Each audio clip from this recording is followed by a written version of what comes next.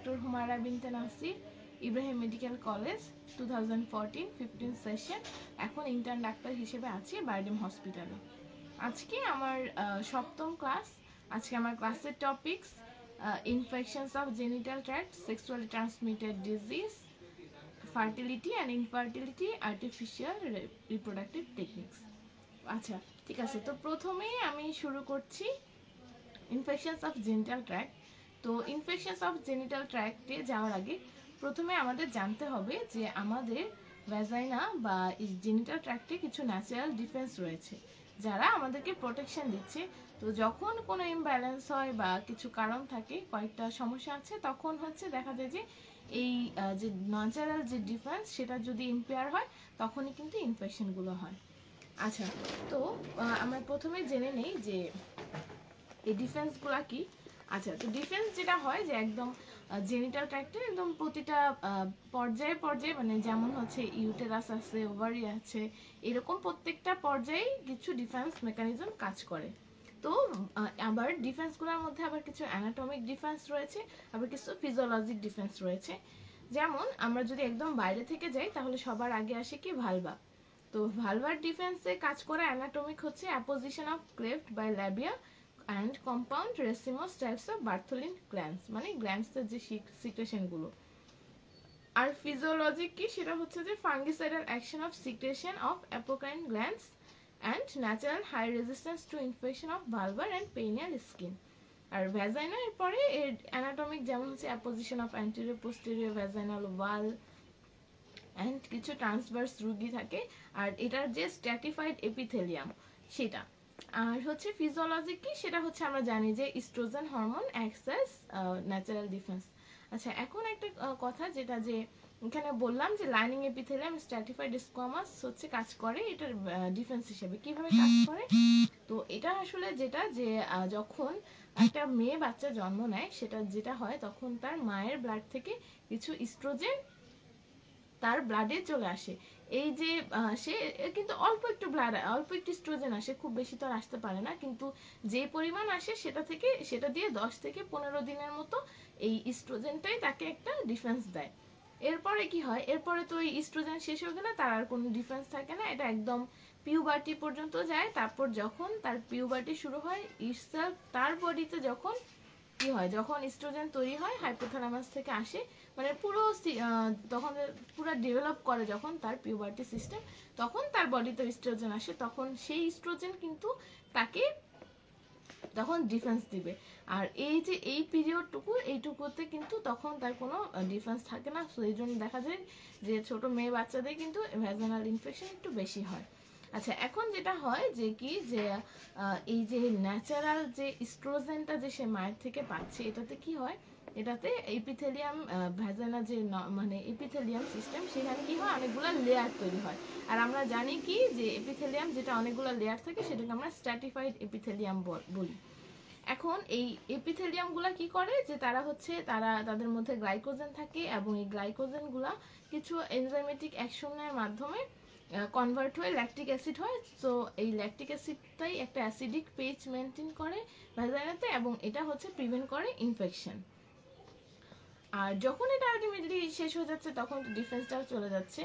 আর যেটা হয় যে অনেক সময় এই মানে একটা ব্যাকটেরিয়া থাকে কিন্তু ডোডালাইন ব্যাসিলাস, এই ডোডালাইন ব্যাসিলাসে আসলে ওই হেল্প করে ল্যাকটিক অ্যাসিড তৈরি করতে।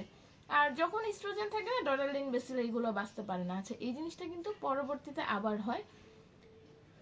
আর এছাড়া এমনিতে যেটা হয় যে এই 10 দিন, তো মানে এই যে 10 বা 12 দিন বাচ্চাটা জন্ম নেওয়ার পর থেকে পিউবার্টি পর্যন্ত ডিফেন্স থাকছে না। তারপরে যেটা হয় যে মেনস্ট্রুয়েশনের সময়, এবং যদি অ্যাবর্শন বা চাইল্ড বার্থের পরের যে পিরিয়ডটুকু এবং মেনোপজের সময় কিন্তু তার কোনো ডিফেন্স থাকে না, কারণ একই কাহিনী যে ইস্ট্রোজেন অ্যাবসেন্ট থাকে সেজন্য। এছাড়া এখানে মোটামুটি এইটুকু। এরপর সার্ভাইকাল ডিফেন্সের মধ্যে অ্যানাটমিক সেই একই racemose types of glands, mucus plug. Physiologic যেমন হচ্ছে যে মিউকাসটা সিক্রেশন হয় সেটার ইটসেলফ কিছু ব্যাকটেরিয়াসাইডাল ইফেক্ট থাকে। ইউটেরাইনের ডিফেন্স কি, সেটা হচ্ছে সাইক্লিক শেডিং অফ এন্ডোমেট্রিয়াম, মানে কি হচ্ছে যদি কোনো ইনফেকশন বা যে কোনো ব্যাকটেরিয়া কিছু যদি গ্রো করতে নেয়, দেখা যায় যে একটা প্রতি মাসে যে পিরিয়ডের সাথে সাইকেলটার মাধ্যমে সেই সব লেয়ার সহ সব একদম বাইরে চলে যায়। Closure of the uterine ostium of fallopian tube with slightest inflammatory reaction of endometrium, মানে যদি এন্ডোমেট্রিয়ামে ইনফেকশন হয় তো ইনফ্ল্যামেটরি রিঅ্যাকশন হবে, হলেই কি হয় যে দেখা যায় যে যেই ইউটেরাইন যে অস্টিয়ামটা আছে ফেলোপিয়ান টিউব যেখানে ইউটেরাসের মধ্যে ওপেন করে সেটা বন্ধ হয়ে যায়, তো এতে করে আসলে ইনফেকশন স্প্রেড করার কোনো চান্স থাকে না। টিউবাল ডিফেন্স কি, সেটার মধ্যে আছে anatomic integrated mucus প্লিকা and এপিথেলিয়াস cilia, মানে যদি কোনো ইনফেকশন যেতে নেয় সিলিয়া সেগুলোকে সিলারি অ্যাকশনের মাধ্যমে বের করে দেয়।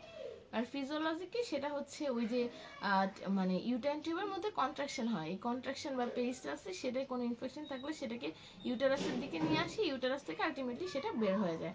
আচ্ছা এবার তাহলে জানতে চাই, এবার আচ্ছা বুঝলাম যে ডিফেন্স আছে, তো ডিফেন্সের কোনো ঝামেলা হইলে তাহলে কি হবে, ইনফেকশন হবে।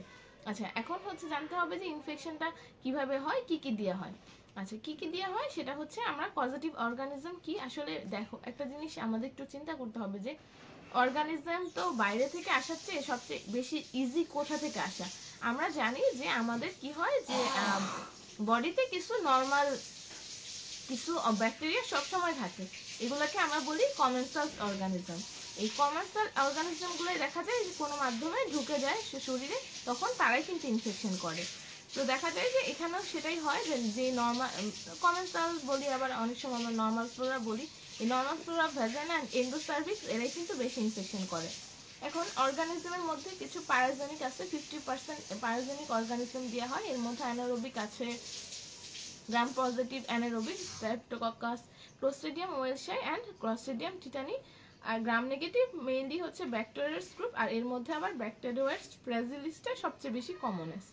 আর গ্রাম পজিটিভের মধ্যে রয়েছে আরব যেগুলো, সেগুলোর মধ্যে রয়েছে স্ট্যাফাইলোকক্কাস, আর গ্রাম নেগেটিভের মধ্যে রয়েছে E coli, pseudomonas, klebsiella and neisseria gonorrhoea. আর সেক্সুয়ালি ট্রান্সমিটেড ডিজিজের মধ্যে যেসব ব্যাকটেরিয়া রয়েছে যেমন neisseria gonorrhoea, chlamydia, trachomatis, treponema pallidum, herpes simplex virus এগুলো, এছাড়া হেমোফিলাস, ডুক্রেই, এইচআইভি এগুলো আছে। এছাড়া প্যারাসাইটিক যেমন ট্রাইকোমোনাস ভ্যাজানালিস করতে পারে, ফাঙ্গাল ক্যান্ডিডা অ্যালবিকান্স, ভাইরালের মধ্যে তো কিছু বললাম যে হার্পেস সিমপ্লেক্স, টাইপ 2, তারপর হচ্ছে এই এইচআইভি বা হিউম্যান প্যাপিলোমা ভাইরাস। টিউবারকুলার মধ্যে যেটা আছে যে মাইক্রোব্যাকটেরিয়াম টিউবারকুলোসিসও কিন্তু অনেক ইনফেকশন করে।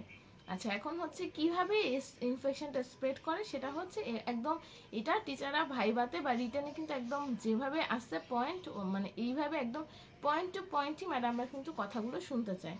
যেমন কি যে থ্রো কন্টিনিউইটি অ্যান্ড কন্টিগিউইটি, এটা দিয়ে কি ইনফেকশন করে, neisseria gonorrhoea. Through lymphatics and pelvic veins, হচ্ছে কন্টিনিউইটি অ্যান্ড কন্টিগিউইটি মানে কি লাইক মানে একদম একটার পর একটা একদম যেভাবে কন্টিনিউয়াস অর্গানগুলো সেভাবে করে করে ইনফেকশন স্প্রেড করে। আর থ্রো লিমফেটিক্স অ্যান্ড পেলভিক ভেইনের মধ্যে যেমন অনেক সময় কি অ্যাবর্শনের পরে বা চাইল্ড বার্থের পরে যে পিউরপেরিয়াম পিরিয়ড সেই সময় ইনফেকশনগুলো বেশি হয়, তখন প্যারাজেনিক অর্গানিজমগুলো দিয়ে বেশি ইনফেকশন হয়। গনোকক্কাস দিয়ে কিন্তু এই ইনফেকশনগুলো একটু কম মানে কম হয়। আর ব্লাড স্ট্রিম মানে ব্লাডের মাধ্যমে যে ইনফেকশন করে টিউবারকুলার, যেমন যে অন্য কোথাও বডিতে টিউবারকুলোসিস মানে অনেক জায়গায় হতে পারে, লাংসে হতে পারে বা অ্যাবডোমিনাল টিপি, এগুলো সার্কুলেশনে চলে যায়, সেখান থেকে কোনোভাবে এসে সেখান থেকে ইনফেকশন করে। From adjacent infected extragenital organs like intestine, মানে যেটা বললাম আর কি। আচ্ছা মানে ওই এটা একটা তো ব্লাড স্ট্রিমের মাধ্যমে গেল, আরেকটা হচ্ছে যে সরাসরি গেল যে একদম মানে অর্গানের কন্ট্যাক্ট থেকে গেল। আচ্ছা এরপরে যেটা হয় যে ডেফিনেশনটা এরপরে তো আসে আমাদের একদম পেলভিক ইনফ্লামেটরি ডিজিজ, এটা ডেফিনেশন জানতে চাবে। ডেফিনেশনের মধ্যে কি আসবে যে PID is বা pelvic inflammatory disease, it is a clinical syndrome associated with ascending spread of microorganisms from vagina or cervix to endometrium, fallopian tube, ovary and or contiguous structures not associated with pregnancy or surgery।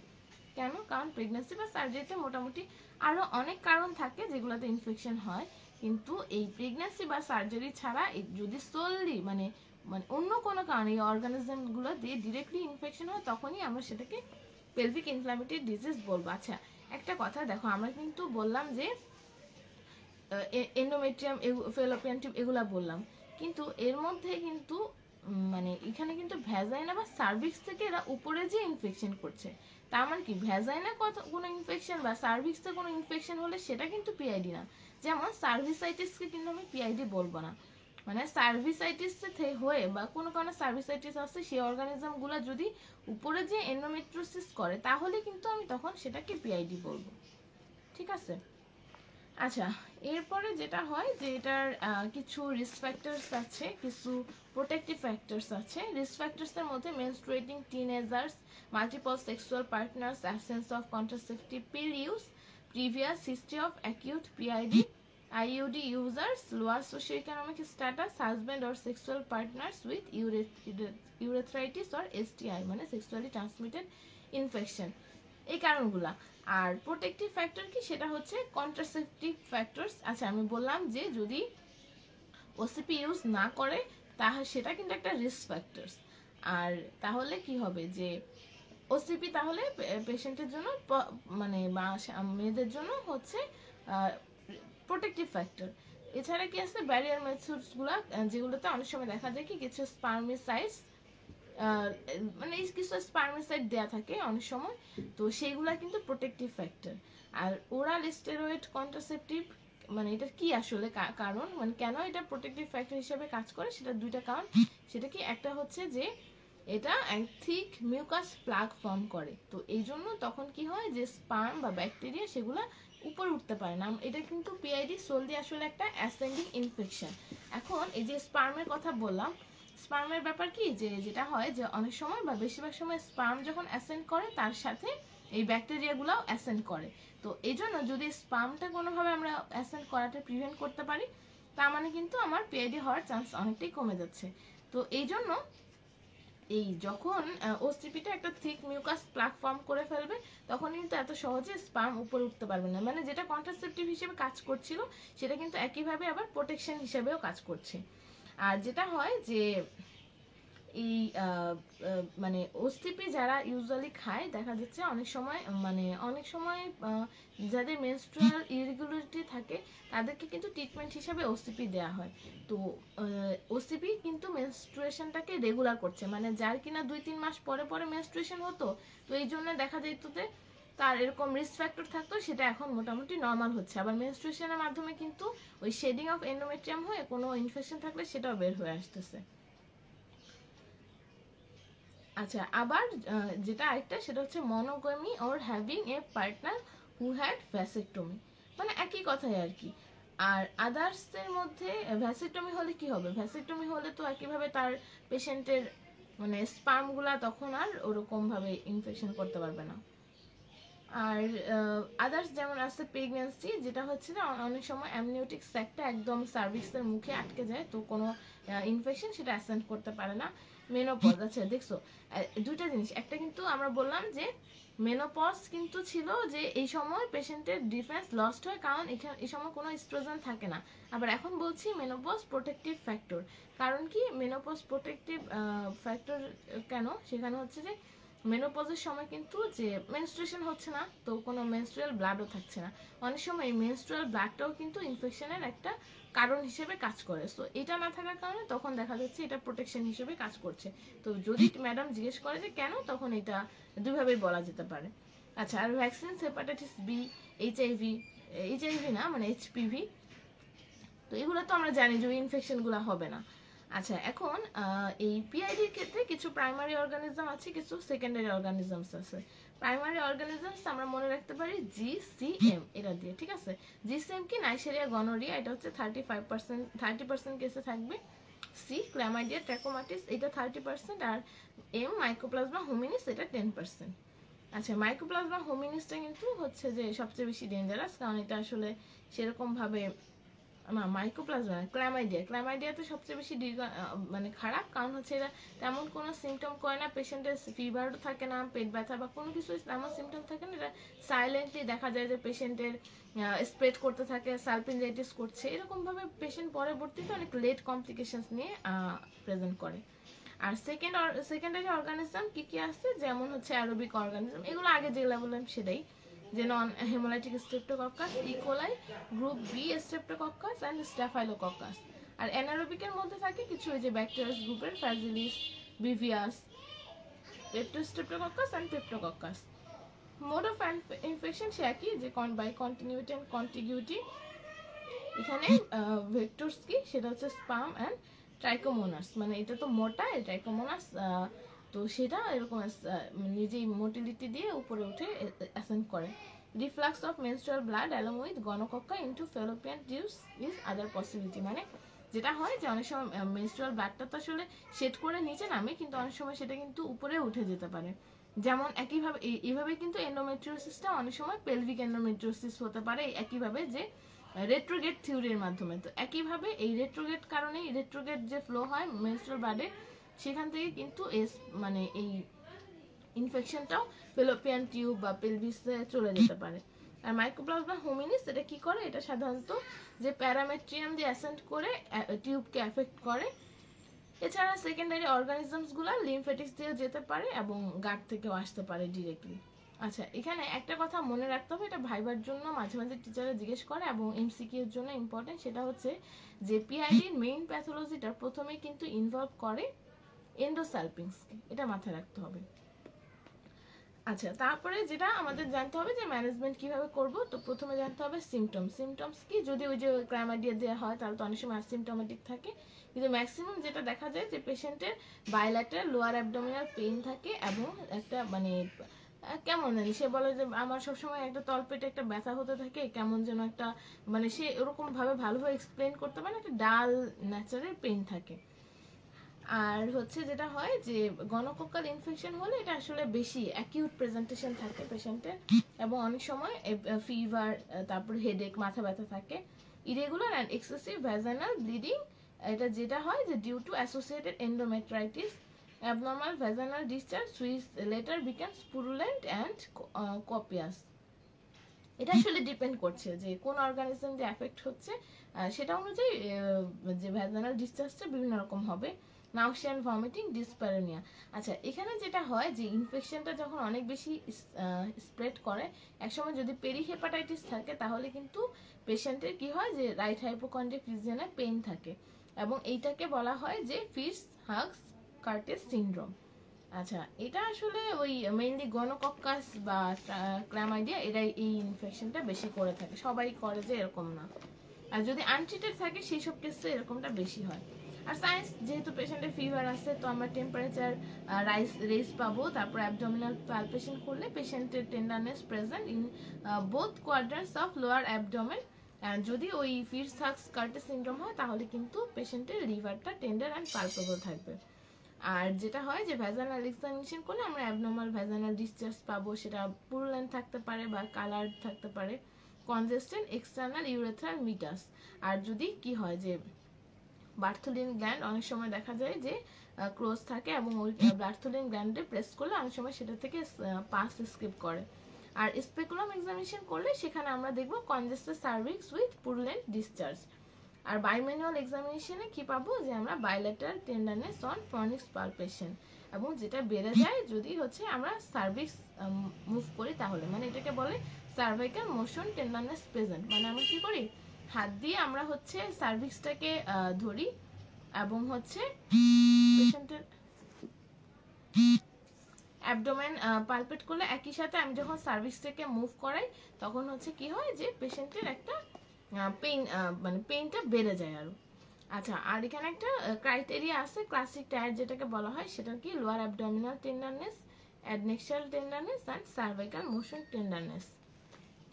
কিন্তু এমনিতে যদি clinical triad আমরা বলি তাহলে কিন্তু pelvic pain, cervical motion tenderness and হচ্ছে adnexal tenderness, মানে often in presence of fever. এটাই মোটামুটি। আর হচ্ছে আমরা ইনভেস্টিগেশন করলে আমরা কি করবো, high vaginal swab for culture sensitivity পাঠালেই মোটামুটি আমার মানে যে অর্গানিজম রেসপন্সিবল অর্গানিজমটাকে আসলে পেয়ে যাব। এছাড়া ব্লাডে আমরা সিবিসিএসআর করতে পারি, সেখানে লিউকোসাইটোসিস পেতে পারি। ল্যাপারোস্কোপি কিন্তু এখানে হচ্ছে গোল্ড স্ট্যান্ডার্ড এক্সামিনেশন। আর যেটা একটা জিনিস আসে জানতে চাইতে অনেক সময় ভাইবার জন্য জিজ্ঞেস সেবার করে না, যে হচ্ছে ল্যাপারোস্কোপিতে যেটা হয় আমরা একটা ফাইন্ডিং কি কি পাই, তো এটার মধ্যে একটা ভায়োলিন স্ট্রিং অ্যাডহেশন পাই পেলভিসে, কারণ যেহেতু ইনফ্লামেশন, তো কি হয় ইনফ্লামেশনটাকে যাতে সেটা যাতে স্প্রেড করতে না পারে সব জায়গায়, সেটা কাভার দেওয়ার জন্য কি আমাদের police guard, abdominal police guard omentum চলে আসে, তো এই জন্য কিন্তু অ্যাডহেশন তৈরি হয়ে যায়। আচ্ছা, আবার আল্ট্রাসোনোগ্রাম করতে পারি। আল্ট্রাসোনোগ্রামে দেখা যায় যে পাউচ অফ ডগলাস বা কুলডো স্যান্ড টেস্ট যেটা বলে, সেখানে ফ্লুইড কালেকশন থাকে, কুলডেস থাকে, এটা থাকে এমনিতে অনেক সময় অনেকেরই থাকে। এটা একদম মানে খুব মাইল্ড হইলে তেমন কোনো আসলে চিন্তার কারণ নেই। আচ্ছা, এখানে এছাড়া এখানে একটা যেটা আছে একটা কি বলে এটার নাম, একটা ডিফারেন্সের একটা টেবিল আছে, ওটা পড়তে পারো। অ্যাকিউট সালপিনজাইটিস, অ্যাকিউট অ্যাপেন্ডিসাইটিস, তারপর রাপচার এক্টোপিক প্রেগন্যান্সি এরকম ভাবে আসে না কখনো। যেটা হয় যে টিচাররা জানতে চায় বা রিটেনে আসে যে ডিফারেন্সিয়াল ডায়াগনোসিস কি কি আছে এক্টোপিক মানে এই পেলভিক ইনফ্ল্যামেটরি ডিজিজে। তো সেখানে আছে অ্যাপেন্ডিসাইটিস, তারপর ডিস্টার্ব মানে rupture ectopic pregnancy, torsion of ovarian pedicle, hemorrhage or rupture of ovarian cyst, endometriosis, diverticulitis, urinary tract infection. কিন্তু সবচেয়ে বেশি ইম্পর্টেন্ট যেটা হচ্ছে অ্যাকিউট অ্যাপেন্ডিসাইটিস আর রাপচার এক্টোপিক প্রেগন্যান্সি, কারণ এই দুটাতে পেশেন্ট খুব সহজে বা খুব তাড়াতাড়ি খারাপ হয়ে যাওয়ার চান্স আছে। সো এই দুটা এক্সক্লুড করতে হবে আমাকে তাড়াতাড়ি, কারণ যদি এই দুটার মধ্যে কোনোটা হয় সেটার ট্রিটমেন্টটা ইমার্জেন্সি আমাকে করতে হবে। আচ্ছা, অ্যাপেন্ডিসাইটিসের ক্ষেত্রে যেটা হয় যে পেশেন্টের একটা মানে পেশেন্টের খুব ক্যারেক্টারিস্টিক একটা পেইন থাকে, যে বলে আমার প্রথমে আম্বিলিকাস অ্যারাউন্ড আম্বিলিকাস পেইন হয়েছিল, দেন ওটা শিফটেড টু রাইট আইলিয়াক ফসা। আর মানে রাপচার এক্টোপিক প্রেগন্যান্সি তো পেশেন্ট হিস্ট্রি দেয় যে আমার এরকম শর্ট পিরিয়ড অফ অ্যামেনোরেজ ছিল, এখন হঠাৎ করে অনেক পেইন হচ্ছে। তো এইভাবে করে আমরা আলাদা করতে পারি সেগুলোকে। আর এরপরে কোয়েশ্চেন আসে যে কমপ্লিকেশনস অফ পিআইডি কি, সেটা হচ্ছে ইমিডিয়েট, যেমন pelvic peritonitis or even generalised peritonitis, septicaemia producing arthritis or myocarditis. আর লেট কিছু কমপ্লিকেশন আছে যেমন ডিসপায়োনিয়া, ইনফার্টিলিটি, তারপরে হচ্ছে chronic pelvic inflammation, formation of adhesions or hydrosalpinx or pyosalpinx or tubo-ovarian abscess, chronic pelvic pain and ill health আর increased risk of ectopic pregnancy। আচ্ছা, কেন হয়, যেটা হচ্ছে যে বেশিরভাগ সময় আমরা বললাম যে মানে একদম সবচেয়ে বেশি কমন বা মেইন যেটা থেকে এফেক্ট হয় সেটা হচ্ছে এন্ডোসালপিংস মানে ফেলোপিয়ান টিউবকে। এখন ফেলোপিয়ান টিউবকে একটা ইনফেকশন হলো, তারপর সেই ইনফেকশনটা আবার হিল হয়ে যায়। এখন হিল হয় আমরা জানি, ইনফ্লামেশন হিল হওয়ার পরে যেটা হয় যে কি হয়, সেখানে কিছুটা পরিমাণ ফাইব্রোসিস কিন্তু হয়, এটা হিলিং এর নেচারটাই এরকম। কিন্তু ওই ফাইব্রোসিস হলে কিন্তু জায়গাটা তখন ন্যারো হয়ে যায়, অনেকের অনেক সময় ক্লোজ হয়ে যায়, সেই জন্য তখন ইনফার্টিলিটি হয়। আর যদি ক্লোজ না হয়, কিন্তু যেটা হয় যে একটা স্মুথ একটা এরকম একটা যে ফেলোপিয়ান টিউব ছিল, এখন সেটা বিভিন্ন জায়গায় বিভিন্ন রকমের ফাইব্রোসিস, কোথাও একটু বেশি ফাইব্রোসিস, কোথাও একটু কম, জায়গাটা একদম স্মুথ না। এজন্য যেটা হয় যে ওভারি যখন সেটা পাস করতে যায়, কোথাও যদি আটকে যায় সেখানে কিন্তু বসে থাকে, সে আর সামনে যেতে পারে না। এই কারণে দেখা যায় যে স্পাম ওখানে চলে আসলে ওইখানেই মানে ফার্টিলাইজেশনটা হয়ে যায়, এভাবে করে কিন্তু একটোপিক প্রেগন্যান্সির চান্সটা বেড়ে যায়। আচ্ছা, ট্রিটমেন্ট আমরা যেটা করব যে আমরা হচ্ছে কি করব যে অ্যান্টিবায়োটিক দিব পেশেন্টকে। অ্যান্টিবায়োটিকের এখানে কিছু রেজিমেন আছে, রেজিমেন এ, বি। রেজিমেন এর মধ্যে আমরা দিতে পারি সেফক্সিটিন প্লাস ডক্সিসাইক্লিন, আর রেজিমেন বি এর মধ্যে ক্লিন্ডামাইসিন প্লাস জেন্টামাইসিন, এভাবে দিয়ে আমরা করতে পারি। এছাড়া কোনো কাজ যদি না হয় তখন অল্টারনেটিভ আমরা অ্যাম্পিসিলিন প্লাস ডক্সিসাইক্লিন দিয়ে ট্রিটমেন্ট করতে পারি। একটা কোয়েশ্চেন ভাইবার জন্য ইম্পর্টেন্ট, সেটা হচ্ছে যে ইন্ডিকেশন অফ হসপিটালাইজেশন, সেটা কি, যে সেটা হচ্ছে যে suspected tube ovarian abscess, severe illness, vomiting, temperature more than 38, uncertain diagnosis, বোঝা যাচ্ছে না যে আসলে কোনটা, unresponsive to outpatient therapy for 48 hours, intolerance of oral antibiotic, coexisting pregnancy, and যদি পেশেন্ট আমরা যা আগে থেকে জানি যে patient is a known case of HIV infection. আচ্ছা, এখন কথা হচ্ছে আরেকটা যে প্রশ্ন আছে যে সেটা হচ্ছে ইন্ডিকেশন অফ সার্জারি, পেশেন্টের কখন আমাদের সার্জারি করা লাগতে পারে।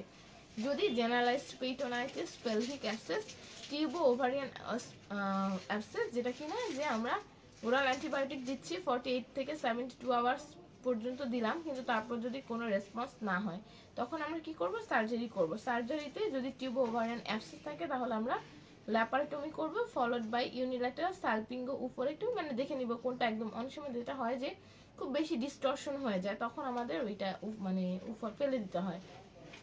আর পেলভিক অ্যাবসেস সেটা হচ্ছে laparotomy followed by drainage of pelvic abscess and peritoneal toileting, মানে নর্মাল স্যালাইন দিয়ে আমাদের সেটাকে ভালোভাবে ওয়াশ করে দিতে হবে আফটার সার্জারি। আচ্ছা, তো এটা থেকে মোটামুটি পিআইডি থেকে, আচ্ছা এবার একটা পিআইডি থেকে কিন্তু সিনারিও দিয়ে অনেক কোয়েশ্চেন আসে, রিটেন কোয়েশ্চেন। এখন আমাদের সময় একটা যেটা এসেছিল সেটা হচ্ছে যে পিআইডির সাথে দেখো, পিআইডি ডিফারেন্সিয়াল ডায়াগনোসিস কিন্তু আমরা এন্ডোমেট্রিওসিস পড়লাম, কিন্তু প্র্যাকটিক্যালি যেটা হয় যে পিআইডির সাথে অ্যাডেনোমায়োসিসের একটা রিলেশন, মানে একটা ডিডি আসে, যেটা হচ্ছে যে কিভাবে আলাদা করবো, মানে দুইজনের মোটামুটি কমপ্লেক্স একই থাকে, কিন্তু পেশেন্টের রিপিটেড এমআর বা 2-3 বার এমআর হয়েছে এরকম হিস্ট্রি থাকে। যদি এরকম থাকে তখন কিন্তু দেখে মনে হয় যে সবটুকু সিনারিও দেখে অ্যাডেনোমায়োসিসে মনে হচ্ছে, কিন্তু আসলে ওটা পিআইডির মানে পিআইডির হিসাবে আমাদেরকে চিন্তা করতে হবে। মানে রিসেন্ট হিস্ট্রি থাকতেছে এমআর এর, তো তখন দেখা মানে মেনস্ট্রুয়াল রেগুলেশন বা ডিএনসি এরকম, তো তখন সেটা আমাদেরকে পিআইডি হিসাবে চিন্তা করে অ্যান্সার করতে হবে। আচ্ছা, এরপরে যেটা আসে যে মানে আমরা পড়লাম যে একটা পড়লাম যে পেলভিক ইনফ্ল্যামেটরি ডিজিজ। আচ্ছা, আরো কিছু আমরা পড়ছিলাম যে আমার কি ট্রাইকোমোনাস ভ্যাজানাইটিস দিয়ে ইনফেকশন হতে পারে, ট্রাইকোমোনিয়াসিস সেটা যদি আসে তখন সেটাকে আমরা কিভাবে ম্যানেজ করব। এখানে অনেক সময় পেশেন্টের মানে একটা সিনারিও দিতে পারে, আবার ডিরেক্টলি লিখতে পারে যে ম্যানেজমেন্ট অফ ট্রাইকোমোনিয়াসিস, অথবা এরকম বলতে পারে যে lady present with itching vulva with frothy vaginal discharge, তো এবার ট্রিটমেন্ট কিভাবে করব। তো এখানে হচ্ছে প্রথমে সিমটম, পেশেন্ট কমপ্লেন করে যে sudden profuse and offensive ভেজানাল discharge, এবং সাধারণত এটা দেখা যায় যে পেশেন্টের লাস্ট মেনস্ট্রুয়েশনের পর থেকে এই ভেজানাল ডিসচার্জ কমপ্লেন করছে, অ্যান্ড ইরিটেশন অ্যান্ড ইচিং থাকছে অনেক বেশি, এবং ইউরিনারি সিমটম থাকে কিছু অনেক সময়, যেমন dysuria, frequency of micturition, history of previous similar attacks. Patient বলে যে আমার আগেও কয়েকবার এমন হয়েছে। আচ্ছা, এরপর আমরা সায়েন্স কি আমরা দেখবো যে একটা thin greenish yellow and frothy offensive vaginal discharge present, এবং কি ভালভার একটু ইনফ্লামড রেডিশ অ্যান্ড প্লুরাইটিস সেটা প্রেজেন্ট থাকে, মানে পেশেন্ট চুলকায়, আবার অনেক সময় আমরা দেখি যে সে যে চুলকিয়েছিল আগে সেটার জন্য কিছু স্ক্র্যাচ মার্ক রয়েছে। আচ্ছা, এছাড়া হচ্ছে যে দেখা যায় যে ভ্যাজাইনাসের মধ্যে অনেক সময় আমরা কিছু এরকম একটা রেড স্পট দেখি।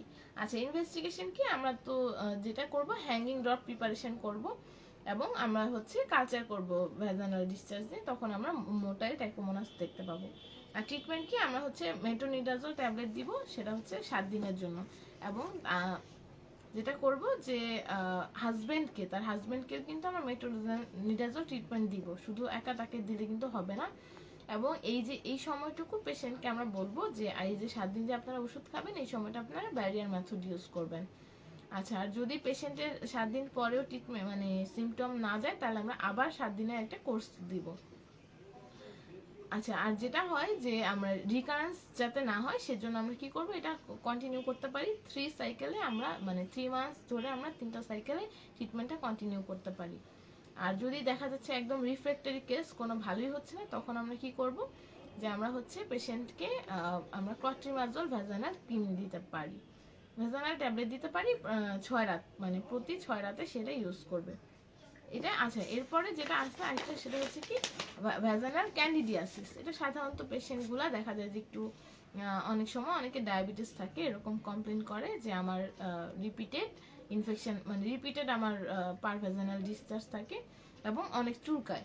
আচ্ছা, আর সে যেটা হয় যে অনেক বেশি চুলকায়ের জন্য তার কি হয়, ওই জায়গাগুলোটা ল্যাবিয়া মেজোরা মাইনরা গুলো একটু ফুলে যায়, লাল হয়ে যায়, এই জন্য তার কি হয় সেখানে একটু ব্যথাও করে, ডিসপেরিনিয়া থাকে।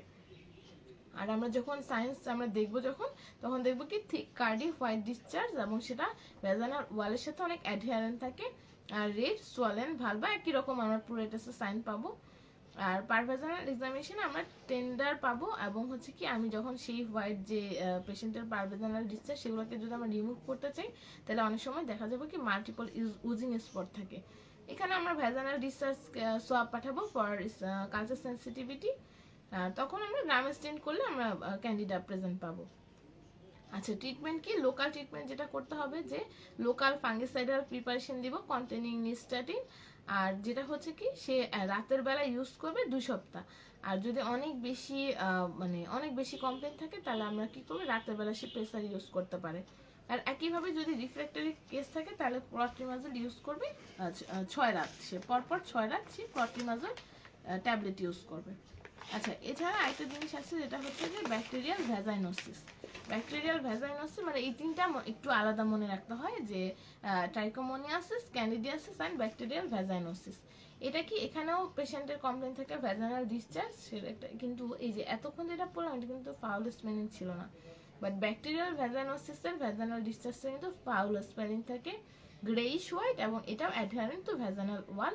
এখানে আমরা ইনভেস্টিগেশন কি করব, যে লিটমাস পেপার টেস্ট করলে আমরা দেখব যে একটা অ্যালকালাইন ভ্যাজাইনাল পিএইচ আছে, আর হুইফ টেস্ট করলে কি হবে, একটা ফিশি অর্ডার পাওয়া যায়। আর যেটা হয় যে আমরা যখন ভ্যাজাইনাল ডিসচার্জের কালচার সেন্সিটিভিটির জন্য পাঠাবো তখন এখানে একটা ক্যারেক্টারিস্টিক ক্লু সেল প্রেজেন্ট পাবো, যেটা কিন্তু diagnostic of vaginal bacterial vaginosis. Treatment এখানে আমরা মেট্রোনিডাজোল দিব 3 বেলা 7 দিনের জন্য, আর clindamycin cream and metronidazole gel দিতে পারি, ভ্যাজাইনাল অ্যাপ্লিকেশন করব আর কি। আর হচ্ছে একইভাবে আমরা পেশেন্টের হাজবেন্ডকেও বলবো যে আপনিও 7 দিন এই ওষুধটা খাবেন। এটি কিন্তু একটু বুঝিয়ে মানে কাউন্সেলিং করে বলতে হবে, কারণ দেখা যায় যে অনেক সময় হাজবেন্ড মানে চেতে যায় না বুঝলে যে বউ ও সমস্যা আমার বউ, আপনি আমাকে কেন ওষুধ খেতে বলতেছেন। তখন ওনাকে বুঝায় বলতে হবে যে বাবা আপনার থেকে দেখা যাচ্ছে যে আপনারা তো একসাথে থাকেন সব সময়, তো যেটা হয় যে অনেক সময় ইনফেকশন যদি এটাও হতে পারে যে আপনার থেকে ইনফেকশন আপনার বউয়ের মধ্যে গেল, অথবা অনেক সময় এটাও হতে পারে যে আপনি ভালোই ছিলেন, আপনার ওয়াইফেরই কোনো কারণে সমস্যা হয়েছে, এখন আপনি যদি মানে এটা যদি আপনাকেও আমি না দিই তাহলে কি হবে, ব্যাকটেরিয়া যেহেতু এগুলো কিন্তু রেজিস্ট্যান্ট হয়ে যাবে, পরে কিন্তু আর সহজে ভালো হবে না। এভাবে একটু কাউন্সেলিং করে বলতে হবে, নাহলে অনেকে বুঝতে চায় না। আচ্ছা, এরপর যেটা আছে যে আমার টপিক সেক্সুয়ালি ট্রান্সমিটেড ডিজিজ। তো এটার মধ্যে আসবে যে কমন সেক্সুয়ালি ডিজিজ কি মানে ট্রান্সমিটেড ডিজিজ কি কি আছে, যেমন bacterial, neisseria, gonorrhoea, treponema pallidum, haemophilus ducreyi, chlamydia, trachomatis, এগুলাই আর কি। আর ভাইরাসের মধ্যে আমরা জানি HIV, genital herpes, condyloma acuminata, molluscum contagiosum. Protozoa যেমন আছে গার্ডনেরেলা ভেজাইনালিস, ট্রাইকোমোনাস ভেজাইনাইটিস। ফাঙ্গালের মধ্যে আছে ক্যান্ডিডা অ্যালবিকান্স, যেটা আমরা পড়ে আসলাম একটু আগে।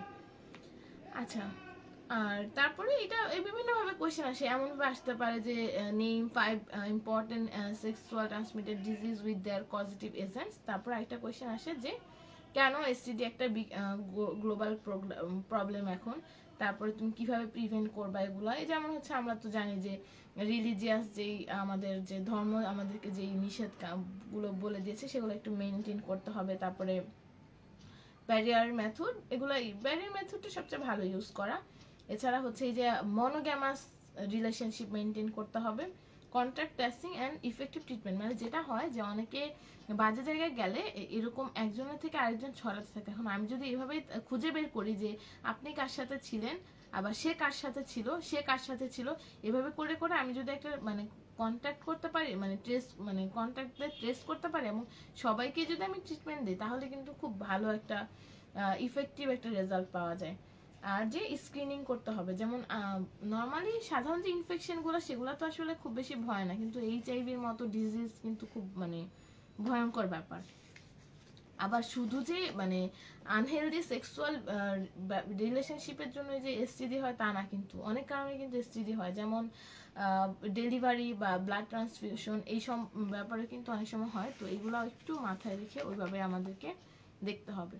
আচ্ছা, এরপরে এসটিডির মধ্যে আমাদের যেটা আছে যে গনোরিয়া, তারপর হচ্ছে সিফিলিস, এগুলো আসলে অনেক আগে আগে আসছে, তো এগুলা আমার মনে হয় না খুব বেশি, টাইম পেলে তোমরা একটু আসলে দেখো। আর মানে আমরা তো মেনলি মাইক্রোবায়োলজিতে খুব ভালো করে পড়েছিলাম, তো এগুলা খুব বেশি একটা আসে না, তো আমি এটা আর বলছি না। আচ্ছা, এরপরে আমার এই টপিক যেটা আছে সেটা হচ্ছে কি যে ফার্টিলিটি অ্যান্ড ইনফার্টিলিটি। তো ফার্টিলিটি থেকে তো বলার তেমন কিছু নেই, আমরা জানি, আমরা পড়ে এসেছি ফার্টিলাইজেশন বা প্রথম দিকে যে টপিকগুলো সেগুলোই। আর ইনফার্টিলিটি মানে কি, মানে ফার্টিলিটি অপোজিটটা, মানে মানে পেশেন্ট কনসিভ করতে পারছে না। আচ্ছা, এখন যেটা হয় যে বর্তমানে ইনফার্টিলিটি টার্মটাকে আমরা একটু অনেকে একটু খারাপভাবে নেয়, অনেকে মন খারাপ করে, তো এই জন্য সেটাকে একটু সুন্দরভাবে বলা হয় যে সাবফার্টিলিটি। আচ্ছা, এখন ইনফার্টিলিটি বা সাবফার্টিলিটি যেটাই হোক, এটা ডেফিনিশন কি? It is defined as failure to conceive after 1 years of regular unprotected coitus. আচ্ছা, এখানে এরপরে কোয়েশ্চেন আসে যে কজ কি কি। তো কজ এখানে যেটা হয় যে এখানে হচ্ছে 1/3 responsible for male factors, 1/3 female factor responsible and 1/3 both female and male, দুজনেই দায়ী। আচ্ছা, তো মেল ফ্যাক্টরস গুলোর মধ্যে যেটা, এগুলো আবার হচ্ছে বিভিন্ন, এখানেও যেমন অনেকগুলা অর্গান আছে, তাই না, অনেকগুলা অর্গান রেসপন্সিবল। তো প্রতিটা লেভেলেই যদি কোনো ডিফেক্ট থাকে তাহলে কিন্তু সেই জন্য ইনফার্টিলিটি হতে পারে। তো কি আমাদের প্রথমে যেটা মাথায় রাখতে হবে কি হতে পারে, একটা হচ্ছে স্পার্ম তৈরিতে যদি কোনো সমস্যা হয়, তার মানে ডিফেক্টিভ স্পার্মাটোজেনেসিস হতে পারে। আচ্ছা, স্পার্মাটোজেনেসিস ঠিক আছে, তৈরি হলো, কিন্তু সেটা কোনো কারণে বের হতে পারছে না, তার মানে যদি ইফারেন্ট ডাক্ট সিস্টেমে কোনো অবস্ট্রাকশন থাকে। আচ্ছা, সেটাও ঠিক হলো, স্পার্ম বেরিয়েও আসতে পারছে, কিন্তু যদি কোনো failure to deposit sperm high in the vagina, মানে ভ্যাজাইনাতে সেটা পাঠাতে পারছে না। আর যদি সেমিনাল ফ্লুইডে কোনো সমস্যা থাকে, কারণ কি সেমিনাল ফ্লুইড কিন্তু স্পার্মের একটা বা সিমেনের একটা কম্পোজিশন দেয়। তো যদি সেখানে কোনো সমস্যা থাকে, সেখানে যে কনস্টিটিউয়েন্টস গুলো যেমন ভাবে থাকার কথা ছিল যদি না থাকে, তখন কিন্তু সেই সিমেন্টটা অ্যাডিকুয়েট হবে না। আচ্ছা, এখন ডিফেক্টিভ স্পার্মাটোজেনেসিসের মধ্যে আবার অনেকগুলো কারণে হতে পারে। আমি এটা মনে রাখতাম সিট গেগি, এটা দিয়ে জাস্ট প্রতিটা, আমার কাছে নেমোনিক্স গুলা অনেকেই আসলে অনেক সুন্দরভাবে নেমোনিক্স পড়ে, যেমন হচ্ছে আমি স্কুলে গেলাম বা এসি অনেকভাবে মনে রাখি, কিন্তু আমার যেটা হতো যে আমার কাছে নেমোনিক্স বানানোটা অত ভালো লাগতো না। আমি কি করি, সাধারণত প্রতিটা শব্দের প্রথম অক্ষর দিয়ে আমি নেমোনিক্স বানিয়ে ফেলি। আমার কাছে জাস্ট প্রতিটা শব্দের প্রথম অক্ষর দিয়ে আমি মনে রাখতাম। যেমন সিট গেগি, তো সিট গেগির মধ্যে সিতে হচ্ছে কনজেনিটাল, এটা কি হতে পারে, জনিসের আনডিসেন্ডেড টেস্টিস থাকে, হাইপোস্পেডিয়াস, কার্টাজেনাস সিনড্রোম। এবার আইতে হচ্ছে ইনফেকশন, মামস অর্কাইটিস, ব্রঙ্কিয়েক্টেসিস, মাইক্রোপ্লাজমা আর ক্লামাইডিয়াল ইনফেকশন যদি থাকে। আচ্ছা, যেটা হয় যে টেস্টিসে কিন্তু একটা টাফ মেমব্রেন দিয়ে কভার থাকে, তো যেটাকে আমরা টিউনিকা অ্যালবুজিনিয়া বলি। এখন যদি এই টেস্টিসে অর্কাইটিস আমার টেস্টিসে ইনফ্ল্যামেশন, তো ইনফেকশন এটা যখন হবে, তখন কিন্তু ওই টিউনিকা অ্যালবুজিনিয়া এই লেয়ারটা কিন্তু সোয়েল হয়। আমরা জানি যে ইনফ্ল্যামেশনের একটা ক্রাইটেরিয়া হচ্ছে সোয়েলিং। তো ওই সোয়েলিং হলে কি হয়, সেখানে কিন্তু ওই ব্লাড ফ্লোটা আর যেতে পারে না। তো ব্লাড ফ্লো না গেলে তখন সেটা আসলে আর নষ্ট হয়ে যায় অর্গান, আমরা জানি যে ইসকেমিয়া হয়, নেক্রোসিস হয়। তো এই কারণে তখন আর সেটা স্পার্ম তৈরি করতে পারে না। আচ্ছা, টির মধ্যে থার্মাল ফ্যাক্টর যেমন ভ্যারিকোসিল, বিগ হাইড্রোসিস, ফাইলারিয়াসিস, আমরা জানি যে টেস্টিসে কিন্তু একটা নির্দিষ্ট টেম্পারেচার মেনটেন করতে হয়, সেই জন্যই কিন্তু এটা অ্যাবডোমিনালে খুব একটা ভালো টেম্পারেচার সবসময় মেনটেন করতে হয়। কিন্তু এই কন্ডিশনগুলো হলে দেখা যায় যে ওর টেম্পারেচারটা মেনটেন থাকে না, তখনই কিন্তু ওর যে ফাংশন সেটা করতে পারে না। এছাড়া আছে কি যে জিতে হচ্ছে জেনারেল ফ্যাক্টর, যেমন ক্রনিক ডিবিলিটিং ডিজিজ, যেমন ডায়াবেটিস মেলিটাস বা ক্রনিক কিডনি ডিজিজে অনেকেরই ইনফার্টিলিটি ডেভেলপ করে। এছাড়া ম্যাল নিউট্রিশন, হেভি স্মোকিং, আরেকটা এর মধ্যে হচ্ছে এন্ডোক্রাইন, যেমন হচ্ছে হাইপোথ্যালামিক ডিসফাংশন, কালম্যান সিনড্রোম, বা কোনো পিটুইটারি টিউমার যদি থাকে, radiation, hyperprolactinaemia, exogenous androgen, thyroid dysfunction, adrenal hyperplasia. আর হচ্ছে যেটা যে জেনেটিক কজ হতে পারে, যেমন 47XXY, iatrogenic radiation, cytotoxic drug use, এছাড়াও নাইট্রোফুরান্টয়েন, সিমেটিডিন, অ্যান্টিহাইপারটেনসিভ কিছু ড্রাগসও কিন্তু ইনফার্টিলিটি করে। আর ইমিউনোলজিক্যাল ফ্যাক্টর, যদি স্পার্মাটোজোয়ার এগেনস্টে কোনো অ্যান্টিবডি তৈরি হয়। আচ্ছা, এটা গেল হচ্ছে সবই কিন্তু ডিফেক্টিভ স্পার্মাটোজেনেসিস। এখন যদি অবস্ট্রাকশন কি কি হতে পারে, যেমন হচ্ছে কোনো ইনফেকশন, যেমন ভাস ডিফারেন্সে কোনো একটা ইনফেকশন হয়, সেটা ক্লোজ হয়ে গেল, টিউবারকুলোসিস বা গনোরিয়া ইনফেকশন হতে পারে। এছাড়া যদি কোনো সার্জারি করা হয়ে থাকে। আর এছাড়া কি আছে, যেমন failure to deposit sperm high in vagina, এখানে যদি কোনো ইরেকটাইল ডিসফাংশন থাকে পেশেন্টের, বা ইজাকুলেটরি কোনো প্রবলেম, বা হাইপোস্পেডিয়াস থাকে। হাইপোস্পেডিয়াসে কিন্তু স্পার্মাটোজেনেসিস যেটা, সেটাও ডিফেক্টিভ হতে পারে। আবার স্পার্মাটোজেনেসিসে কোনো প্রবলেম নেই, কিন্তু সেটা ডিপোজিট করতে প্রবলেম হতে পারে। আর সেমিনাল ফ্লুইডে কি এরর থাকতে পারে, যেমন unusually high or low volume of ejaculate, low fructose content, high prostaglandin and হচ্ছে আনডিউ ভিসকসিটি। আচ্ছা, এটা গেল মেল ফ্যাক্টর। ফিমেল ফ্যাক্টরে কি ওভারিয়ান কিছু সমস্যা হতে পারে, যেমন anovulation or oligovulation, decreased ovarian reserve, luteal phase defect, luteinize unruptured follicle, luteinization হলো কিন্তু ফলিকল রাপচারই করলো না, সো ওভাম কিভাবে বের হয়ে আসবে। টিউবাল ফ্যাক্টর যেমন আমরা বললাম যে অনেক সময় কি হয় অবস্ট্রাকশন হয়ে যায়, যেমন পেলভিক ইনফেকশন পিআইডি, তারপরে হচ্ছে যদি কোনো টিউবাল সার্জারি বা স্টেরিলাইজেশন হলো, টিউবাল এন্ডোমেট্রিওসিস পলিপ যদি থাকে, পেরিটোনিয়াল ফ্যাক্টর যেমন অনেক সময় পেরিটিউবাল অ্যাডহেশন থাকে, endometriosis, uterine factor uterine hypoplasia, fibroid uterus, endometritis, uterine synechiae, বা যদি কোনো কনজেন্টাল অ্যাবনর্মালিটি থাকে সার্ভাইকালের মধ্যে অ্যানাটমিক্যালি থাকতে পারে কিছু, ফিজিওলজিক্যালি কিছু থাকতে পারে। অ্যানাটমিক্যালি যদি কনজেন্টাল ইলংগেশন অফ সার্ভিক্স হয়, বা যদি অনেক সময় সেকেন্ড ডিগ্রি ইউটেরাইন প্রোলাপস থাকে, রেট্রোভার্টেড ইউটেরাস হয়। ফিজিওলজিক্যালি মানে যতটুকু মিউকাস থাকার কথা যদি স্ক্যান্টি হয় তখন স্পার্মটা অ্যাসেন্ড করতে পারে না। ক্রনিক সার্ভিসাইটিস একটা ক্রনিক ইনফেকশন থাকে তখন আসলে হয় না ভালোভাবে। আবার যদি ফিমেলে কোনো অ্যান্টিস্পার্ম অ্যান্টিবডি থাকে। ভ্যাজানাল ফ্যাক্টরসের মধ্যে ভ্যাজানাল অ্যাট্রেসিয়া থাকতে পারে, ট্রান্সভার্স ভ্যাজানাল সেপ্টাম বা সেপ্টেড ভ্যাজাইনা যদি থাকে মানে ভালোভাবে যেতে পারে না।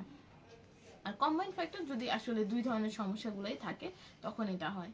আচ্ছা এরপরে যেটা, আচ্ছা ইনফার্টিলিটির ক্ষেত্রে একটা জিনিস অনেক বেশি ইম্পর্টেন্ট, মানে একটা জিনিস অনেক মাস্ট মনে রাখতে হবে, সেটা হচ্ছে যে কোনো ইনফার্টিলিটির কেসে আসবে সবার প্রথমে কিন্তু আসলে হাজবেন্ডের এক্সামিনেশনটা করতে হবে। মানে যদিও দেখা যায় যে আমাদের সোসাইটিতে হাজবেন্ড মেনেই নিতে চায় না যে তার কোনো সমস্যা থাকতে পারে, কিন্তু সেটাই করতে হবে। কারণ হচ্ছে যেটা যে মানে সিমেন অ্যানালাইসিস কিন্তু অনেক ইজি একটা প্রসিডিউর। ফিমেলের যে প্রতিটা প্রসিডিউর আমরা তো এখন পড়বো যে মোটামুটি বেশ টাফ কস্টলি, তো সেই সব করার চেয়ে আমাদের আর সবার আগে মেয়েদেরটা করে নিতে হবে। আচ্ছা এখন যেটা হয় যে আমাদেরকে কি করতে হবে যে প্রথমে হিস্ট্রি নিতে হবে, যে একটা পেশেন্ট আসছে, অনেকে দেখা যায় যে খুব হন্তদন্ত হয়ে আসে, যে যেটা আসলে ক্লিনিকে মানে প্র্যাকটিক্যালি সবচেয়ে বেশি আমি পেয়েছি যে সবাই খুব হন্তদন্ত হয়ে আসে যে আমাদের বাচ্চা হচ্ছে না বাচ্চা হচ্ছে না। তারপর যখন জিজ্ঞেস করি যে আপনার বিয়ে হয়েছে কয়দিন, বলে যে 5 মাস 2 মাস 3 মাস। অনেকে দেখা যায় হাজবেন্ড একটু ওল্ড এজ থাকে, তো সেজন্য ওরা হচ্ছে তাড়াহুড়া করে, কিন্তু একটা সময় দিতে হবে তো। আবার অনেকে বলে যে আমার 5 বছর ধরে বাচ্চা হচ্ছে না, শুনতে খুব মন খারাপ লাগে যে হারে 5 বছর ধরে বাচ্চা হচ্ছে না। পরে হিস্ট্রি নিতে গেলে দেখা যায় যে আসলে পেশেন্টের মানে মানে যে আসছে তার হচ্ছে হাজবেন্ড থাকে বিদেশে, মানে আসে 1 মাসের জন্য, 1 মাসের জন্য সে হচ্ছে। তো এটা আর কি দেখতে হবে যে এক্স্যাক্টলি ডেফিনেশনটাই আমার মেনটেন করছে কিনা, যে একদম রেগুলার 1 ইয়ার অফ আনপ্রোটেক্টেড কয়টাসের পরেও যদি বেবি না হয় তখন কিন্তু আমি তাকে সাফার্টিলিটিতে বলবো। আচ্ছা তো আমার কি হতে মেলে প্রথমে হিস্ট্রি নিতে হবে যে এজ অফ পেশেন্ট কতটুকু, যেমন 12-15 বছর একটা ছেলে যদি বিয়ে করে সে যদি বলে বাচ্চা হচ্ছে না তখন তো আসলে এটা হবে না, টাইম দিতে হবে। তারপর হচ্ছে যে পেশেন্টকে জিজ্ঞেস করতে হবে যে আপনি কি আগে বিয়ে করেছিলেন, সেই ঘরে যদি কোনো বাচ্চা থাকে তাহলে বুঝতে হবে যে না মানে মেলের কোনো সমস্যা নেই। তারপর হচ্ছে সেক্সুয়াল হিস্ট্রি জিজ্ঞেস করতে হবে যে মানে কয়টাসটা ফ্রিকোয়েন্সি কেমন, ইম্পর্টেন্সে আছে কিনা, এইসব কিছু বিষয়। তারপর কন্ট্রাসেপটিভ কি কি ইউজ করে বা কিছু ইউজ করে কিনা, এছাড়া সেক্সুয়াল কোনো ডিসফাংশন আছে কিনা, পেশেন্টের আগে কখনো মামস হয়েছিল, টিবি, গনোরিয়া এসব কিছু হয়েছিল কিনা, পেশেন্টের কোনো ক্রনিক ডিজিজ আছে কিনা যেমন ডায়াবেটিস, হাইপো বা হাইপোথাইরয়েডিজম। মানে আমরা এতক্ষণ যে কজগুলো পড়লাম আমরা সবগুলোর ফেভারে চিন্তা করতে হবে যে ওই সমস্যাগুলো পেশেন্টের আছে কিনা, পেশেন্ট স্মোকিং করে বা অ্যালকোহলিজম সেগুলো মানে ড্রিঙ্কস করে কিনা এগুলো। আচ্ছা তারপর আমরা physical examine thorough physical examination করবো, কোথাও কোনো প্রবলেম থাকলে সেটা আমরা দেখবো। পালপেশন অফ জেনিটালি এটা must, inspection and palpation of genitalia দেখতেই হবে।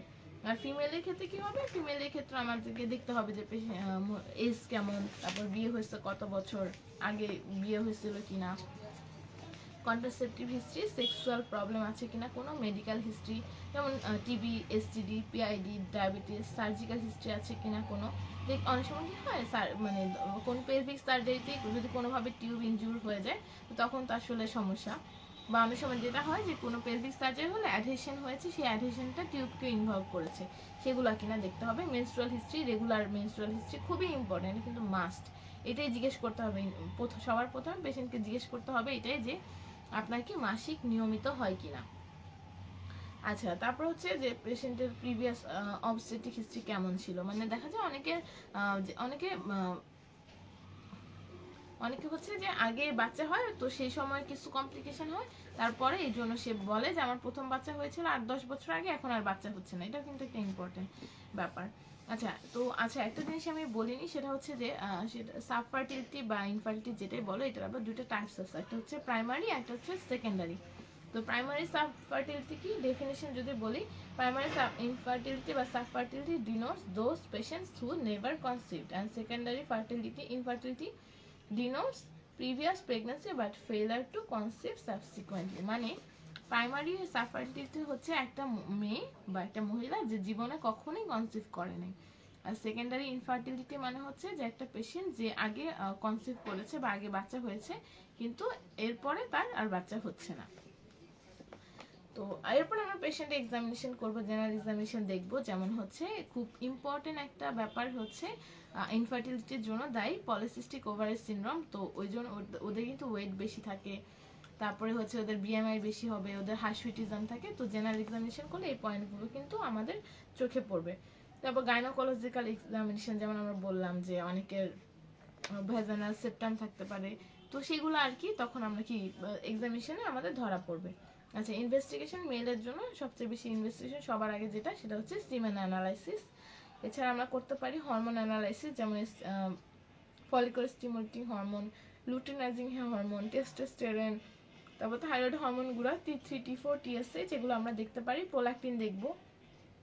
এরপর আমরা কি করতে পারি যে প্রোস্টেটিক স্মিয়ার পাঠাবো, যদি কোনো গনোরিয়া বা এই ধরনের ইনফেকশন থাকে সেগুলো জানতে পারবো। এছাড়া আমরা হচ্ছে ক্যারিওটাইপিং করব, যদি ক্লাইনফিল্টার সিনড্রোম আছে কিনা সেটা দেখার জন্য ইমিউনোলজিক্যাল টেস্ট করতে পারি। ওই যে বললাম যে অ্যান্টিস্পার্ম অ্যান্টিবডি থাকে অনেক সময়, সেটা এক্সক্লুড করার জন্য।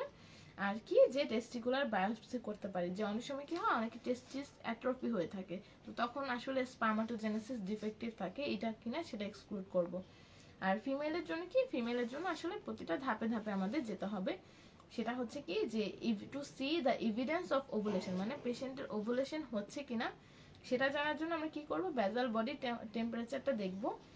এখানের জন্য একটা থার্মোমিটার আছে, সেটা দিয়ে দেখতে হয়। আর হচ্ছে cervical mucus test, estimation of serum progesterone, serial estimation of luteinizing hormone level, endometrial biopsy, sonographic evidence of enlargement of follicle and rupture. মানে সিরিয়ালি যদি করা হয় তাহলে হচ্ছে দেখা যায় যে এটা মানে আস্তে আস্তে বড় হচ্ছে, তারপর রাপচার হলো, সবই ওরকম বোঝা যায়। কিন্তু এগুলো সবই আসলে অনেক কঠিন আর কি। আর সবচেয়ে মানে বেটার যেটা সেটা হচ্ছে কি laparoscopic visualisation of corpus luteum. অনেক সময় অন্যান্য কারণে দেখা যায় যে ল্যাপারোস্কোপি করলে অনেক সময় কর্পাস লুটিয়াম দেখা যায়। তার মানে কি, তার মানে এটাই ইন্ডিকেট করছে যে পেশেন্টের ওভুলেশন হয়।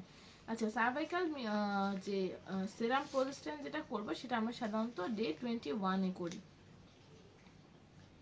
আর সেরাম এলএইচটা সাধারণত যে এলএইচ সার্জ, মানে ওই যে এলএইচ সার্জে যে ব্যাপারটা ছিল যে পিকে যাচ্ছে, এগুলো প্রতিটাই ফিজিওলজির সাথে মেনটেন করে এভাবে করে হচ্ছে করা হয়। আচ্ছা, এরপরে যেটা হচ্ছে টু সি, মানে এটা তো আমরা দেখলাম ওভুলেশন হচ্ছে কিনা, ওভুলেশন ঠিক আছে, এবার আমরা দেখবো যে টিউবে কোনো প্যাথোলজি আছে কিনা। সেজন্য আমরা কি করতে পারি, সেজন্য আমরা করতে পারি dilatation and insufflation test, hysterosalpingography, saline infusion sonography, hysterosalpingo contrast sonography, laparoscopy and chromopertubation, falloposcopy আর সালপিঙ্গোস্কোপি। এগুলো জাস্ট নাম পড়ে রাখলাম। আর হিস্টেরোসালপিঙ্গোগ্রাফি কিন্তু অনেক বেশি করা হয় ইনফার্টাইল পেশেন্টদের। আর ল্যাপারোস্কোপি অ্যান্ড ক্রোমোপারটিউবেশন এটা যেটা করা হয় যে আমাদের হচ্ছে আমরা তো ল্যাপারোস্কোপিক প্রোব দিয়ে আমরা পেটের ভেতরে দেখতে পাচ্ছি।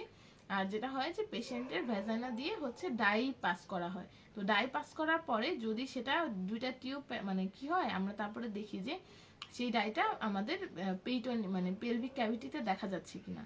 তো যদি দুই টিউব থেকে বের হয়ে দেখা যায় তার মানে কি তার দুইটা টিউবই প্যাটেন্ট আছে। আর যদি যদি দেখতেছে যে মানে এটা একদম ডিরেক্ট ভিজুয়ালাইজেশন হচ্ছে যে কোনো টিউব দিয়ে নাই, কোনো ডাই নাই কোনো পাশে, তার মানে ওই টিউবটা কোনো কারণে ক্লোজ, সো এটা আমরা দেখতে পাচ্ছি না। আচ্ছা, তারপরে হচ্ছে আমরা সার্ভাইকাল প্যাথোলজি দেখার জন্য আমরা পোস্ট কয়টাল টেস্ট করতে পারি, স্পার্ম সার্ভাইকাল মিউকাস টেস্ট এটা করতে পারি। আর ইমিউনোলজিক্যাল টেস্ট, কারণ আমরা বললাম যে ফিমেলও কিন্তু অ্যান্টিস্পার্ম অ্যান্টিবডি ফর্ম হতে পারে, সেটা দেখতে পারি। যথারীতি এখানে আমরা হরমোন টেস্ট করব, যে FSH, LH, prolactin, oestrogen, progesterone, testosterone এগুলো আছে কিনা সেটা আমরা দেখতে পারি। আচ্ছা, এরপরে যেটা করতে হবে, তারপর তো আমাদের অ্যাকর্ডিং টু ট্রিটমেন্ট হবে, মানে যেখানে যে সমস্যা থাকবে সেই অনুযায়ী সেটাতে আমরা ট্রিটমেন্ট দিব। আর যেটা হচ্ছে যে আমাদের এখানে জানতে হবে আরেকটা জিনিস, সেটা হচ্ছে যে সিমেন অ্যানালাইসিসে এখানে হচ্ছে জানতে চায় যে সিমেনের যে নর্মাল প্যারামিটার সেটা খুব মানে পরীক্ষায়ও আসে অনেক বেশি, আর অনেক সময় এটা এমসিকিউতে দিয়ে দেওয়া হয়।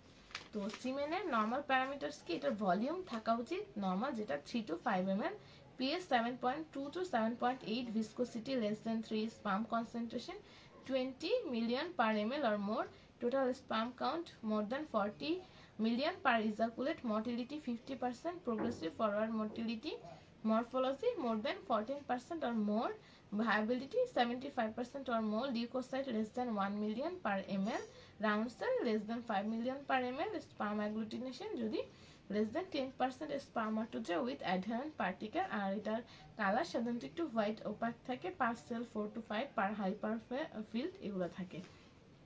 তো যদি হচ্ছে এই জিনিসগুলো প্রেজেন্ট থাকে মানে এরকম ভাবেই থাকে, তার মানে হচ্ছে কি এইটা মানে এই তার পেশেন্টের সিমেনের কোনো সমস্যা নেই। কিন্তু এখানে এছাড়া অনেক সমস্যা হতে পারে, যেমন মর্টিলিটি কম থাকতে পারে বা অনেক অ্যাবনর্মাল মরফোলজিক্যাল থাকতে পারে, অ্যাজোস্পার্মিয়া, টেরাটোজোস্পার্মিয়া, অ্যাসপার্মিয়া, পলিজোস্পার্মিয়া, লিউকোসাইটোস্পার্মিয়া, নেক্রোস্পার্মিয়া, এরকম অনেকগুলো টার্ম আছে। এগুলা এরকম আসে না, মানে গাইনির জন্য খুব একটা ইম্পর্টেন্ট না, সেজন্য আমি আর এগুলো নিয়ে আলাপ করছি না। আচ্ছা, তারপরে অ্যাসিস্টেড রিপ্রোডাক্টিভ টেকনিক, এটা মানে হচ্ছে কি যে এটা হচ্ছে ইট encompasses all the procedure that involves manipulation of gametes and embryos outside the body for treatment of infertility, মানে পেশেন্ট কিন্তু নরমালি কনসিভ করতে পারছে না, সো আমরা সেটাকে আচ্ছা আমার আগের লাইফ ক্লাসে একটু সমস্যা হয়েছিল, তো এই জন্য কেটে দিয়ে আবার এটাতে আসলাম। আচ্ছা আমি বলছিলাম অ্যাসিস্টেড রিপ্রোডাক্টিভ টেকনিক নিয়ে। তো এটা হচ্ছে যেটা যে পেশেন্টরা মানে বিভিন্ন কারণে বিভিন্ন ইনফার্টিলিটি প্রবলেম থাকছে, অনেক সময় মেলদের ইনফার্টিলিটি কিছু প্রবলেম থাকে, আবার দেখা যায় ফিমেলের ঠিক থাকে, তখন বিভিন্নভাবে আমাদের ঠিক করা হয়। যেমন হচ্ছে অনেকের ইনভিট্রো ফার্টিলাইজেশন বা এমব্রায়ো ট্রান্সফার এটা করা হয়, এটা সবচেয়ে বেশি কমন। এছাড়া আরও কয়েকটা জিনিস আছে, তো এগুলা এটাও জাস্ট একটু জেনে রাখলেই হবে, খুব বেশি লাগবে না। আচ্ছা, এরপরে আমি আরেকটা যে টপিক নিয়ে কথা বলতে চাই সেটা হচ্ছে পলিসিস্টিক ওভারিয়ান সিনড্রোম। এটা নিয়ে একটু আমি আলাদা করে বলতে চাচ্ছি, যেটা হচ্ছে যে পলিসিস্টিক ওভারিয়ান সিনড্রোম এটা একটা খুব কমন একটা মানে প্রবলেম, এখন মানে প্রায় 10 জনের মধ্যে একজনের পাওয়া যাবে, এত বেশি কমন এটা। আচ্ছা, সিনড্রোম এটা আমি যেহেতু বললাম, সিনড্রোম মানে আমরা জানি কি এখানে হচ্ছে মোর দ্যান ওয়ান প্রবলেম রয়েছে, ঠিক আছে, একটার বেশি প্রবলেম আছে। আচ্ছা, তো আমরা যদি ডেফিনিশন যাই, polycystic ovary disease it is a multifactorial and polygenic heterogeneous disorder characterized by amenorrhea, hirsutism, obesity associated with enlarged polycystic ovaries। আর এখানে একটা মানে ট্রায়াড আছে, ট্রায়াড কি সেটা হচ্ছে অলিগো অ্যান্ড অর এনোভুলেশন থাকে, হাইপারঅ্যান্ড্রোজেনিজম বা যেটা হচ্ছে হার্সুইটিজম মানে এদের, আর হচ্ছে পলিসিস্টিক ওভারিজ। আচ্ছা, মানে এই যে আমি বললাম হার্সুইটিজম, এটা কি, এটা হচ্ছে যে মেল প্যাটার্নে ফিমেলের যদি হেয়ার গ্রোথ হয়, আমি কিন্তু এবার বলবো না যে হেয়ার গ্রোথ, ঠিক আছে, বলবো যে যদি মেল প্যাটার্নে ফিমেলের হেয়ার গ্রোথ হয়। আচ্ছা, আর এটা হচ্ছে টায়ার্ড, এই টায়ার্ডটাকে আবার অনেক সময় স্টেইন লেভেন্থাল সিনড্রোম এটাও বলা হয়। ঠিক আছে, কি মনে রাখতে হবে, amenorrhoea, hirsutism and obesity which is associated with enlarge cystic ovaries, যেটা আসলে আল্ট্রাসোনোতে ধরা পড়বে। আর অ্যামেনোরিয়া, হার্সুইটিজম, ওবেসিটি এই তিনটা আমাদের ক্লিনিক্যালি আমরা বুঝতে পারবো। তো পেশেন্টের ক্লিনিক্যাল ফিচার্স এগুলাই থাকবে যে ওয়েট বেশিরভাগই মোটা, এবং হচ্ছে ওদের মেনস্ট্রুয়াল অ্যাবনর্মালিটি, যেটা বলে যে একদম অনেকের অ্যামেনোরিয়া থাকে, অথবা অনেকের কি হয় বলে যে খুবই ইরেগুলার, 2-3 মাস পরে পরে মেনস্ট্রুয়েশন হচ্ছে এরকম। আর বলে যে অনেকের বিয়ে হয়ে গেছে কিন্তু এখনো তারা কনসিভ করতে পারছে না, একনি ওদের অনেক বেশি একনি হয়, আর ভিজুয়ালাইজেশন থাকতে পারে। আর যেটা আরেকটা জিনিস আমরা এক্সামিনেশন করতে গেলে পাই সেটা হচ্ছে অ্যাকান্থোসিস নিগ্রিক্যান্স, মানে কি পেশেন্টের ঘাড়ে, বগলে বা হচ্ছে গ্রোইনে যেটা হয় যে একটু কালো কালো একদম মানে মোটা একটা কি বলবো আর কি নেকলেসের মতো এরকম একটা কালো দাগ পড়ে যায়। আচ্ছা, আর যেটা হয় যে আমরা আলট্রাসোনোগ্রাফি করবো, আলট্রাসোনোগ্রাফিতে মোটামুটি ধরা পড়ে যে অনেকগুলা সিস্ট আছে, এবং সিস্ট এক এক রকম সাইজ থাকে, এটার এরকম কোনো স্পেসিফিক কিছু নেই, কারো হয়তো অনেক সিস্ট, কারো একটু অল্প সিস্ট এরকম। আর এনজাইম আমরা যখন করব, এনজাইমগুলোর মধ্যে লুটিনাইজিং হরমোন বেশি থাকবে, আর লুটিনাইজিং হরমোন মানে সাথে এফএসএইচ এই রেশিওটা কিন্তু 2:1 থাকবে, যেটা অপোজিট থাকার কথা ছিল। আর হচ্ছে যে সেরাম ইস্ট্রোজেন লেভেল মাল্টি এলিভেটেড থাকে, সেরাম টেস্টোস্টেরন অ্যান্ড ডাইহাইড্রোক্সি সেটা হচ্ছে মার্জিনালি এলিভেটেড, সেরাম অ্যান্ড্রোস্টেনেডিয়ন রেজ থাকবে, আর হচ্ছে এদের কিন্তু ইনসুলিন রেজিস্ট্যান্স থাকে। আর ল্যাপারোস্কোপি করলে তো পলিসিস্ট মানে অনেকগুলো সিস্ট দেখা যায়, মাল্টিপল সিস্ট ইন ওভারি সেটা দেখা যায়। তো ট্রিটমেন্ট কি, যে প্রথমে বললাম যে এটা কিন্তু একটা মাল্টিফ্যাক্টোরিয়াল ডিজিজ। তো মাল্টিফ্যাক্টোরিয়াল কি, যেখানে অনেক মানে এটা অনেকটা ডায়াবেটিসের মতো বা এই যে হাইপারটেনশন, এখানে যেমন অনেকগুলা কজ কারণ মানে একসাথে কাজ করে একটা ডিজিজের জন্য, এখানেও সেটা অনেকটাই। তো সেটা কি হবে যে আমার প্রতিটার জন্য আমাকে ট্রিটমেন্ট দিতে হবে। যেমন এখানে একটা প্রবলেম হচ্ছে ওয়েট রিডাকশন। পলিসিস্টিক ওভারিজের অনেক পেশেন্ট কিন্তু শুধুমাত্র ওয়েটটা কমাতে পারলেই কিন্তু ভালো থাকে, ওদের আর কোনো ওষুধ না খেলেও চলে। সো এটা হচ্ছে আমার ফার্স্ট লাইন ট্রিটমেন্ট। আচ্ছা, বললাম যে এদের ইনসুলিন রেজিস্ট্যান্স থাকে, তো সেজন্য আমরা কি করব, পেশেন্টকে মেটফর্মিন দিব। এটা এছাড়া হাইপার অ্যান্ড্রোজেনিজম বা গোনাডোট্রপিন সিক্রেশন যে অ্যাবনর্মালিটি, সেগুলোকেও ওটা হচ্ছে ভালো করে। আর এবং অনেক সময় দেখা যায় যে মেনস্ট্রুয়াল সাইকেলটাও রেগুলার হয়। আর মেনস্ট্রুয়াল সাইকেল যে ইরেগুলার, সেটার জন্য আমরা কি করব, আমরা সেটার জন্য low dose combined oral contraceptive pill দিব। আর ইনফার্টিলিটির জন্য আমাকে কি করতে হবে, যে আমরা অনেক সময় ওভুলেশন ইন্ডাকশন ড্রাগ দিতে পারি, যেমন অ্যান্টিস্ট্রোজেনিক ড্রাগস দিয়ে আমরা ক্লোমিফেন সাইট্রেট, তারপর গোনাডোট্রপিনের জন্য আমরা গোনাডোট্রপিন দিতে পারি, যে বোথ এফএসএইচ এলএইচ দুটোই দেওয়া যায়, স্টিমুলেশনটা বাড়াবে। আর প্র্যাকটিক্যালি লেট্রোজোলটা সবচেয়ে বেশি দেওয়া হয়। এটা জাস্ট জেনে রাখো যে ব্র্যান্ড নেম লেট্রোজল, এটা সবচেয়ে বেশি দেওয়া হয়। আচ্ছা, আর এছাড়া যদি অনেক সময় দেখা যায় যে অনেক বেশি সিস্ট থাকে, তো অনেক সময় সার্জারি করা লাগতে পারে, সেটার জন্য আমরা ল্যাপারোস্কোপিক ওভারিয়ান ড্রিলিং করতে পারি। মানে ল্যাপারোস্কোপি করে যে সিস্টগুলোতে আমরা যে ঘরের দেয়ালে যেরকম ড্রিল করি, সেভাবে করে জাস্ট এরকম ড্রিল করলে সিস্টগুলো জাস্ট ফুটে যায় আর কি। আর ওয়েজ ডিসেকশন করতে পারি, যেটা হচ্ছে জাস্ট ওই সিস্টিক জায়গাগুলোকে কেটে ফেলে দিল। আর হাইপার ইন্ড্রোজেনিজম অ্যান্ড হার্সুইটিজম, এটার জন্য ওই ওরাল পিল দিলে অনেক ভালো কাজ করে। আবার অনেক সময় অনেকের ক্ষেত্রে স্পাইরোনোলেকটিন ভালো কাজ করে, আবার সিপ্রোটেরন অ্যাসিডিট এটাও দেওয়া হয়। তো মোটামুটিভাবে এটা নিয়ে কিন্তু এটার ভাইভাতে তো মোটামুটি অনেক কমন, এটা নিয়ে কোয়েশ্চেন করতে পারে, এমসিকিউর জন্য ইম্পর্টেন্ট। আর রিটেনও একটা সিনারিও দিয়ে আসতে পারে, যেমন 32 years lady married for 5 years came with infertility, obesity আর অলিগোমেনোরিয়া, আর husband has children very first wave. তার মানে কি, হাজব্যান্ডের কিন্তু অসুবিধা নেই, কারণ হাজব্যান্ডের অলরেডি প্রথম বউয়ের সাথে কয়েকটা বাচ্চা আছে, এর সাথে হচ্ছে না, তার মানে সমস্যাটা ওয়াইফের। এবং সে কিন্তু তার হচ্ছে বললো ওবেসিটি আছে, অলিগোমেনোরিয়া আছে, তাহলে আমার ডায়াগনোসিসটা যাবে পলিসিস্টিক ওভারি সিনড্রোমের দিকে। তো এইভাবে করে আর বাকি কোয়েশ্চেন মোটামুটি ইনশাল্লাহ পারা যাবে আর কি। তো এটাই ইনশাল্লাহ, আজকে ক্লাস এতটুকুই, পরে ক্লাসে আবার দেখা হবে। আসসালামু আলাইকুম।